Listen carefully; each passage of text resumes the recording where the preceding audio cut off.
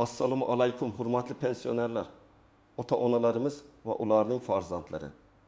Bugun men sizga juda muhim mavzuni tushuntirib beraman. Iyul oyida pul olishda muammo bo'lmasligi uchun pensionerlar ulgurib bajarishi kerak bo'lgan 5 ta ish haqida gaplashamiz. Bu ma'lumot har bir pensionerga tegishli.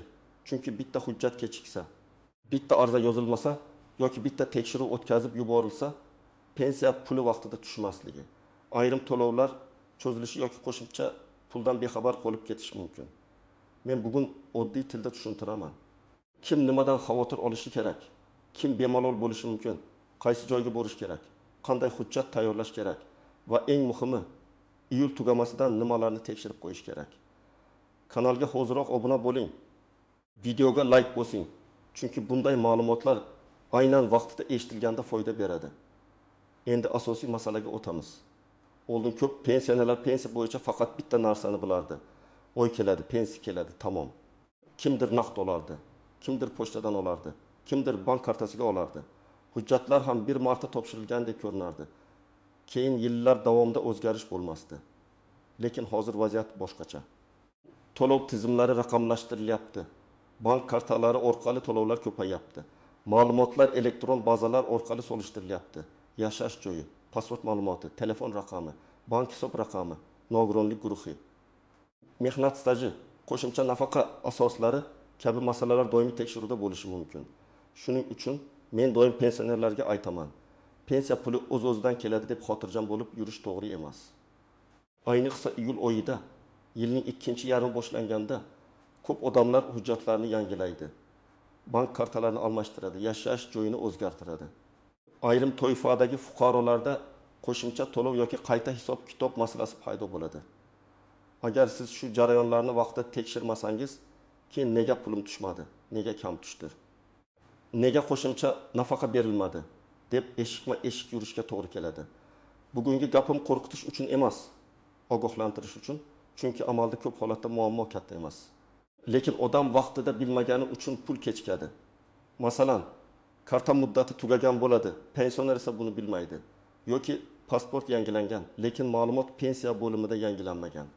Yoki odam boshqa manzilga ko'chgan, lekin yashash joyi bo'yicha xabar bermagan.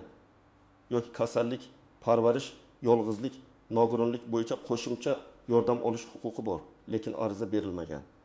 Mana shularning hammasi pul masalasiga ta'sir qiladi. Iyulda eng birinchi qilinadigan ish bank kartasi va pensiya tushadigan hisobni tekshirish. Men buni juda oddiy qilib aytaman. Agar pensiya bank kartasiga tushsa, karta ishlayaptimi? Muddati tugamaganmi? Karta bloklanmaganmi? Telefon raqam sizniki yoki farzandingiznikimi? SMS xabar kelyaptimi? Shularning hammasini tekshirib qo'ying. Ko'p pensionerlar kartaning old tomonidagi muddatga e'tibor bermaydi. Masalan, kartada 0725 deb yozilgan bo'lsa, bu karta 2025 yil iyul oyigacha amal qiladi degani. Agar karta muddati iyulda tugayotgan bo'lsa, pensiya tushishi bilan bog'liq muammo chiqishi mumkin. Ba'zan pul hisobga tushadi, lekin karta orqali yechib bo'lmaydi. Ba'zan bank yangi karta chiqarguncha bir necha kun vaqt ketadi. Agar pensioner qishloqda yashasa, bank filiali uzoq bo'lsa, bu bir necha kunlik muammo katta noqulaylikka aylanadi. Misol keltiraman. Bir otaxon har oy 1 million 200 ming so'm pensiya oladi. U dori-darmon uchun oy boshida 2 ming so'm sarflaydi. Kommunal to'lovlarga 200 ming so'm to'laydi. Qolganini oziq-ovqatga ishlatadi. Karta muddati tugaganini bilmay. Bankomatga boradi. Pul yecholmaydi. Keyin bankka boradi, navbat kutadi, karta qayta chiqariladi. Shu orada dori olish kechikadi. Muammo pensiya tayinlanmaganida emas, oddiy karta muddatini tekshirmaganida bo'ladi. Yana bir holat. SMS xabar boshqa odamning telefoniga ulangan bo'ladi. Masalan, pensionerning kartasi o'g'lining telefon raqamiga bog'langan. O'g'il boshqa shaharga ketgan, raqam ishlamay qolgan. Pensioner pul tushganini ham bilmaydi. Bankdan xabar ham olmaydi. Shuning uchun men maslahat beraman. Bankka boring yoki bankning ishonch telefoniga murojaat qiling. Karta faolmi? Hisob raqam to'g'rimi? Telefon raqam yangimi? Hammasini tekshiring. Agar imkon bo'lsa, farzandlaringizdan biri bilan boringmi? Lekin kartangiz PIN kodini hech kimga aytmang. Farzandingiz yordam berishi mumkin, lekin pulingiz ustidan nazorat sizda bo'lishi kerak. Ikkinchi muhim ish shaxsiy ma'lumotlarni tekshirish. Pensionerning pasporti yoki ID kartasi yangilangan bo'lsa, familiya, ism, tug'ilgan sana, yashash manzili, doimiy ro'yxat ma'lumotlari o'zgargan bo'lsa, bular pensiya to'loviga ta'sir qilishi mumkin. Hozir ko'p idoralar elektron bazalar orqali ishlaydi. Lekin hamma joyda ma'lumot bir kunda avtomatik to'g'rilandi deb o'ylash xato. Masalan, bir ayol pensioner eski pasportini ID kartaga almashtirdi. Bankda ma'lumot eski pasport bo'yicha turibdi. Pensiya bo'limida bir ma'lumot, bankda boshqa ma'lumot.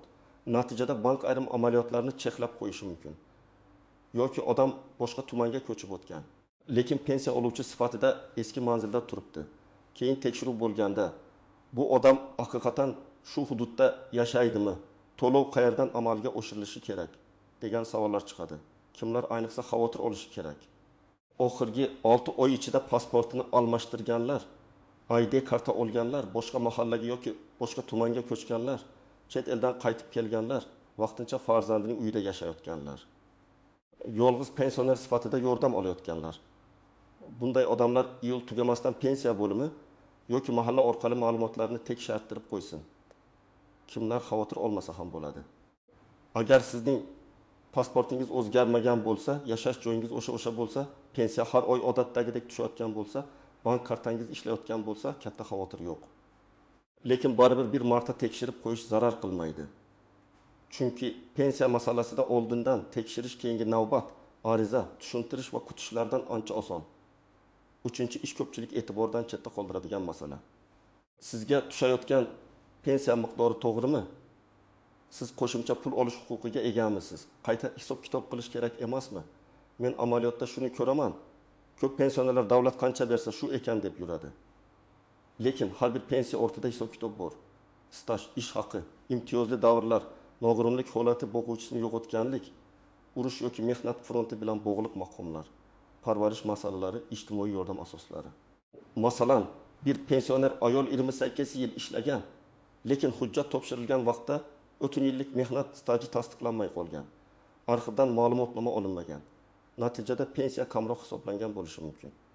Keyin arxiv ma'lumotnomasi topilsa, qayta hisob kitob so'rash mumkin. Yoki bir otaxon ilgari oddiy yoshga doir pensiya olgan. Keyin sog'liq yomonlashib, nogironlik guruhi belgilangan. Agar bu ma'lumot tegishli idoralarga yetkazilmasa, ayrim imtiyozlar va qo'shimcha to'lovlar o'z vaqtida ko'rib chiqilmay qoladi. Raqamli misol aytaman. Faraz qilaylik, bir pensioner har oy 1 million 1 ming so'm oladi. Tekshiruv paytida uning mehnat stajida arxivdan tasdiqlanmagan 5 yil borligi aniqlandi. Agar shu 5 yil hisobga qo'shilsa, pensiya miqdori oshishi mumkin. Bu oshish har oy 2 ming yoki 1 ming so'm bo'ladimi? Aniq hisob kitobga bog'liq. Lekin o'ylab ko'ring, har oy 1 ming so'm farq bo'lsa, bir yilda 1 million 2 ming so'm bo'ladi. Bu pensioner uchun juda katta pul. Dori, oziq-ovqat, issiqlik, elektr, gaz to'lov uchun sezilarli yordam. Iyul oyida nima qilish kerak? Pensiya bo'limiga borib, mening pensiyam qanday hisoblangan? Stajim to'liq kiritilganmi? Qo'shimcha to'lovga asosim bormi? Qayta hisob kitob qilishim mumkinmi deb so'rang. Agar ish joylaringiz ko'p bo'lgan bo'lsa, eski mehnat daftarchangizni, arxiv ma'lumotnomalarini, harbiy xizmat, bola parvarishi, zararli ish sharoiti, nogironlik, boquvchisini yo'qotganlik kabi holatlarga doir hujjatlarni tayyorlab boring. Xodimdan og'zaki javob bilan cheklanib qolmang. Kerak bo'lsa yozma ariza qoldiring. Arizada ism familiyangiz, pasport ma'lumotingiz, telefon raqamingiz va talabingiz aniq yozilsin. Pensiya miqdorini qayta ko'rib chiqishni so'rayman. Staj hujjatlarini qo'shishni so'rayman. Qo'shimcha to'lov huquqimni tekshirishni so'rayman. 4-chi ish juda nozik, lekin muhim. Pensiyani o'zingiz olasizmi yoki boshqa odam orqali olasizmi? Sog'lig'ingiz sababli bora olmayapsizmi? Uzoq muddat kasalxonada yoki farzandingiznikida yashayapsizmi? Bularning hammasini tartibga solish kerak. Ayrim pensionerlar yoshi katta bo'lgani uchun bankka bora olmaydi. Kimdir yotib qolgan bo'ladi, kimdir ko'zi yaxshi ko'rmaydi, kimdir yurishga qiynaladi. Bunday paytda farzandi, nabirasi yoki boshqa ishonchli odam yordam beradi. Lekin yordam hujjatsiz bo'lsa, keyin muammo chiqadi. Eng katta xato shuki, pensioner kartasini va PIN kodini boshqaga berib qo'yadi. Men buni tavsiya qilmayman. Chunki karta va PIN kod begona qo'lga o'tsa pul yechib olinishi. Pensioner esa buni isbotlay olmay qolishi mumkin. Hatto yaqin qarindosh bo'lsa ham pul masalasida hujjatli tartib bo'lishi kerak. Agar pensioner o'zi pul ola olmasa, qonuniy ishonchnoma rasmiylashtirish masalasini ko'rib chiqish kerak. Ishonchnoma notarius orqali yoki amaldagi tartiblarga muvofiq rasmiylashtiriladi. Unda kim qaysi muddatga qaysi amalni bajarishi mumkinligi aniq ko'rsatiladi. Misol uchun, ta'lim 2 yoshli onaxon yurishga qiynaladi. Har oy pensiyasini kelini bankomatdan yechib beradi. Agar hammasi yaxshi bo'lsa, muammo yo'qdek ko'rinadi. Lekin bir kuni karta yo'qoladi yoki pul miqdori bo'yicha kelishmovchilik chiqadi.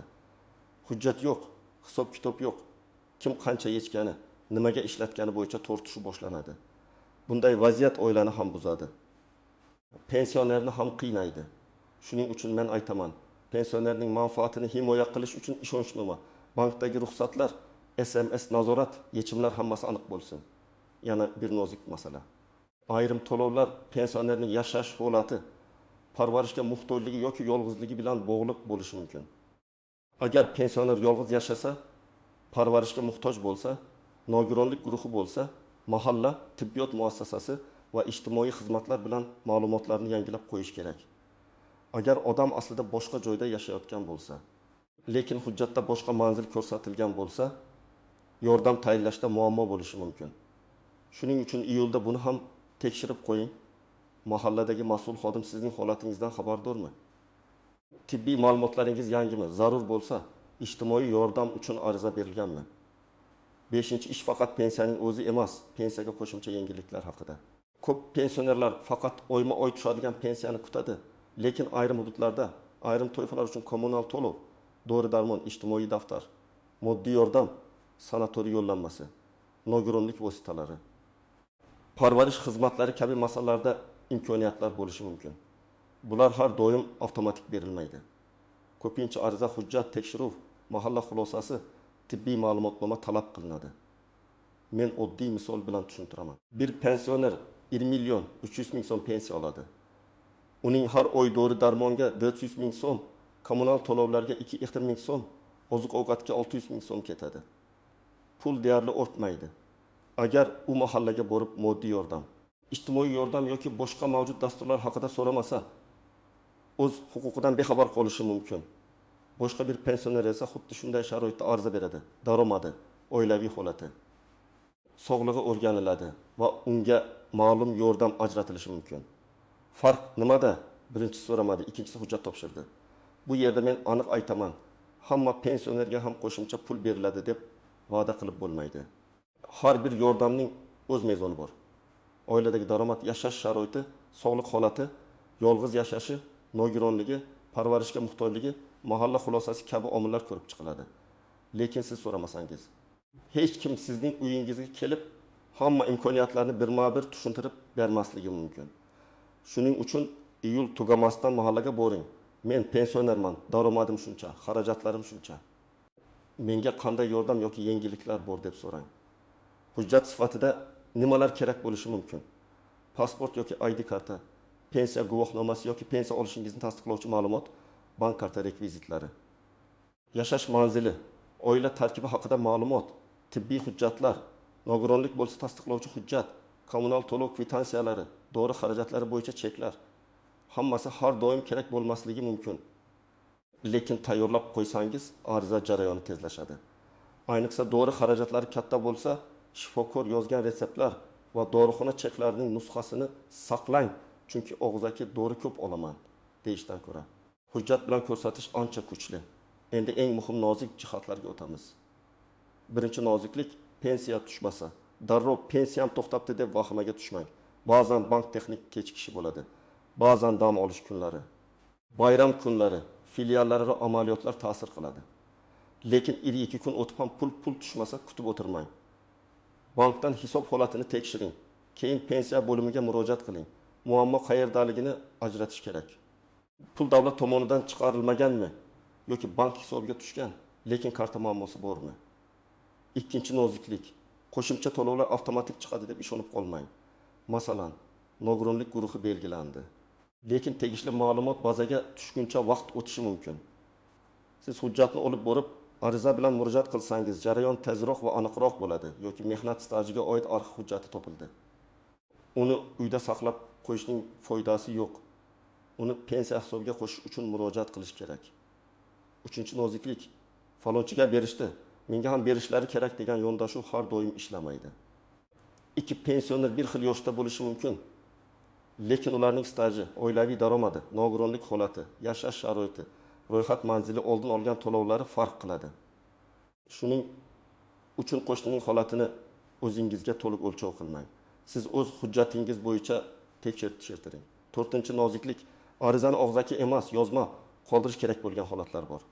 Agar sizga tegishli emas deyishsa, lekin sizda hujjat va asos bo'lsa, yozma ariza bering. Yozma arizada sana bo'ladi, murojaat mazmuni bo'ladi, javob olish imkoniyati bo'ladi. Bu tortishish uchun emas, tartib uchun kerak. Davlat idorasiga murojaat qilganda aniq, hurmatli va hujjatli gapirish eng to'g'ri yo'l. 5-noziklik firibgarlardan ehtiyot bo'ling. Pensiyangizni oshirib beraman, iyulda qo'shimcha pul chiqaryapman. Kartangizni menga bering, arza qilib beraman. Telefoningizga kod keldi, IT degan odamlarga ishonmang. Bank kodi, karta PIN kodi, SMS tasdiqlash raqami hech kimga aytilmaydi. Pensiya masalasida faqat rasmiy idora, bank filiali, mahalla, notarius, tibbiyot muassasasi orqali ish qiling. Agar kimdir pul evaziga tezlashtirib beraman desa, juda ehtiyot bo'ling. Ko'p firibgarliklar aynan pensionerlarning ishonuvchanligi va hujjat ishlarini yaxshi bilmasligidan foydalanadi. Endi men sizga aniq tartibni aytaman. Birinchi qadam, bank kartangizni qo'lingizga oling va muddatini tekshiring. Karta ishlayotganini bankomat yoki bank ilovasi orqali bilib oling. Agar karta muddati tugayotgan bo'lsa, bankka borib yangisini rasmiylashtiring.